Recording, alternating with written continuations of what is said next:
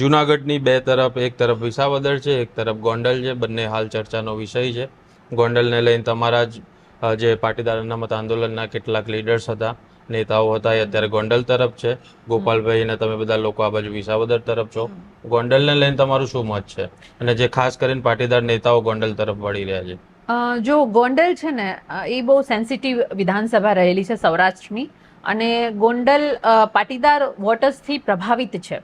એટલે ગોંડલની અમુક રાજનીતિને ઊંડાણથી સમજવી પડે. એ બે ચાર વાક્યોમાં કે મારા કહેવાથી નહીં સમજમાં આવે, પણ એટલું ચોક્કસ કહીશ કે ત્યાં દરેક પક્ષો ખુદ જઈ અને કોઈના ઉપર આક્ષેપો લગાવવા એના કરતાં હું એવું કહીશ કે પક્ષોએ પાટીદારને કોઈએ ટિકિટ આપવી જોઈએ, ચાહે આપ હોય, કોંગ્રેસ હોય કે ભાજપ હોય.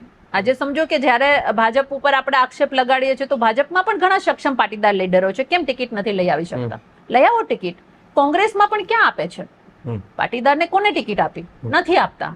અને પછી આપણે જઈને ત્યાં કંઈ પણ કરીએ છીએ તો હું માનું છું પરિણામલક્ષી લડાઈ નથી. પરિણામલક્ષી લડાઈ લડવી હોય તો ચૂંટણીના મેદાનમાં લડવી પડશે, કારણ કે અહીંયા પાટીદારની યુનિટી તો છે જ, વોટર્સ પાટીદાર જ છે. પણ અમારી જે વાત છે કે પરિણામલક્ષી તમારે જવું છે, કોઈને બતાવવું છે, તો તમે ટિકિટો લઈને આવો. શા માટે નથી આવતી ટિકિટ? એ બહુ મોટો પ્રશ્નાર્થ છે. આટલી બધી સંસ્થાઓ છે, ખોડલધામ છે, આગેવાનો છે, છતાં પણ અમે કેમ સક્ષમ નથી? એની પીડા આજ મને પણ છે, એનું દુઃખ મને પણ છે.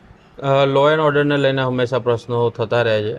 હર્ષ સંઘવીથી માંડીને તમામ લોકો જ્યારે રાજ્યના લો એન્ડ ઓર્ડરની વાત કરે ત્યારે ગોંડલ હંમેશા બાકાત હોય એવી હંમેશા સવાલો થતા રહ્યા છે. તમારું શું માનવું છે? હું માનું છું લો એન્ડ ઓર્ડરમાં તો આખું ગુજરાત પ્રભાવિત છે, કારણ કે અહીંયા મને એટલી ખબર છે કે લો એન્ડ ઓર્ડર ક્યાંય નથી સચવાતો.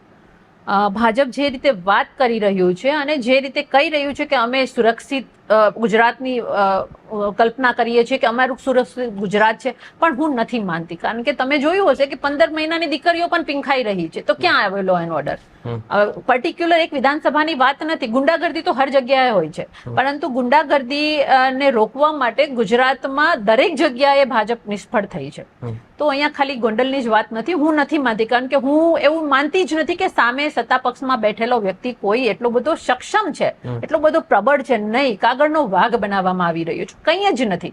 ગુંડાગર્દી કરવાની એની તાકાત પણ નથી. કારણ કે હું પાટીદાર સમાજના સમુદાયને નબળો માનતી જ નથી, કારણ કે દરેક સમાજમાં સક્ષમ હોય જ છે, ચાહે લીડર હોય કે ના હોય કે એક સામાન્ય ઘરનો વ્યક્તિ હોય. તો એવી કોઈ એની ગુંડાગર્દીથી કોઈ બીતું પણ નથી અને બીવાની જરૂર પણ નથી. પણ સત્તામાં એ અત્યારે જોરમાં છે, તો બસ મને એટલી ખબર છે કે એને સત્તાના જોરે ઉખાડવાના છે અને બતાવવાનું છે કે એક યુનિટીનો પાવર કેટલો હોય છે. તમે કઈ વાત પાટીદારોની, તો બીજી પણ જ્ઞાતિઓ રહે છે અને જે સત્તા પક્ષમાં છે, ખાસ કરીને અત્યારે MLA ના જે પતિ છે જયરાજસિંહ, એ કહી રહ્યા છે કે બધી કોમ અહીંયા રહે છે, બધી વર્ણ રહે છે અને એવી લો એન્ડ ઓર્ડરની કોઈ પરિસ્થિતિની એવી ચિંતા નથી, બધા સુમેળથી રહે છે હળીમળીને. એક વસ્તુ સમજો કે સત્તા કોના હાથમાં છે? તમે બોલ્યા કે MLA ના પતિ, તો ત્યાં જ નબળાઈ સાબિત થાય છે કે જેને સત્તા જેની પાસે છે એ વ્યક્તિ ક્યાં છે, ક્યાંય ચિત્રમાં નથી આવતું. માત્ર એના પરિવાર વાળા લડી રહ્યા છે. તો આવું બધું જ્યારે જોઈએ છે ત્યારે એટલી ખબર પડે છે કે તમારે સત્તા એવા વ્યક્તિને આપવી જોઈએ કે જે ખુદ સક્ષમ હોય. અહીંયા તો પારિવારિક રાજનીતિ ચાલી રહી છે કે ભાઈ હું નહીં તો મારા પત્ની, હું પત્ની નહીં તો મારા પુત્ર. તો આવી રાજનીતિ તો ચોખ્ખું સાબિત કરે છે કે ભાઈ તમે પક્ષને શું એવી મજબૂરી છે? એ સવાલ ભાજપને પૂછવાની જરૂર છે કે તમારી એવી શું મજબૂરી છે કે તમારી પાસે કોઈ લીડરો નથી કે તમે કોઈ લીડરને ન આપી શકો? તમારે કોઈ પરિવારને જ કેમ આપવી પડે છે? તો ઘણું બધું આવો પ્રશ્ન મારા મગજમાં પણ હોય છે. હવે એ પક્ષની તો ચેન્જ કરી નથી શકવાની.